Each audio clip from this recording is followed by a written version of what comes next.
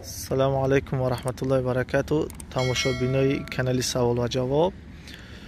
امروز ما یک چیزی عجایب دعوا خوردیم. خواستیم که برای بحر شما هم این چیز را یک نمایش بدهیم تا که شما هم از این بهره ببرین. خب تماشا میکنیم. خب این جماعه هازی در همین راه رفته استودم. خلاصه گپ که با پیش دو درخت اون طرف اومدم، با پیش دو درخت گذاشتم، تگش تر بود، اهمیت ندادم. خب نگاه کردم نفهمیدم، اهمیتش هم ندادم. با از اومدم این درخت‌ها را دیدین؟ این درخت‌ها خلاصه گپ همش اینجا در خوبتر معلوم میشه. دیدین؟ رنگی که گریه دارن، رنگ باران بارید سای درخت. اهمیت بسین در چشم معلوم باید باشه، در آب چکشان معلوم است مثلا. خب که درخت نمی درخت های دیگه اقام جا هم قاقن باران نیست مقصد.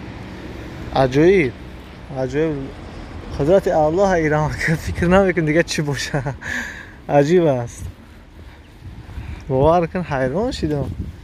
رنگ آواز باران اگر شما مشاهده کنین، رنگ آواز باران های اینا یک بار دیگه از پیشی های دیگه را میبینیم.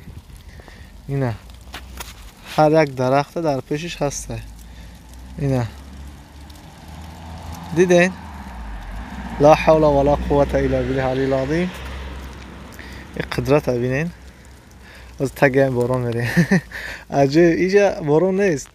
در جاهایی که بالا درخت نباشه باران وجود نداره. در هر جایی که درخت است در همونجا باران است. این راه قاق است، این طرف تره. صداش هم شاید شنیده باشین. لا حول ولا قوة. چی رقم باشه؟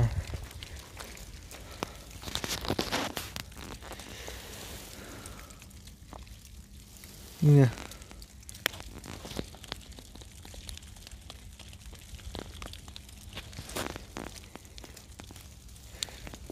آب است دیگه، یگان چی نیست. لا حول ولا قوة الا بالله العلی العظیم. صداش نبینه. باران چکیده است، باران عجایبی شد.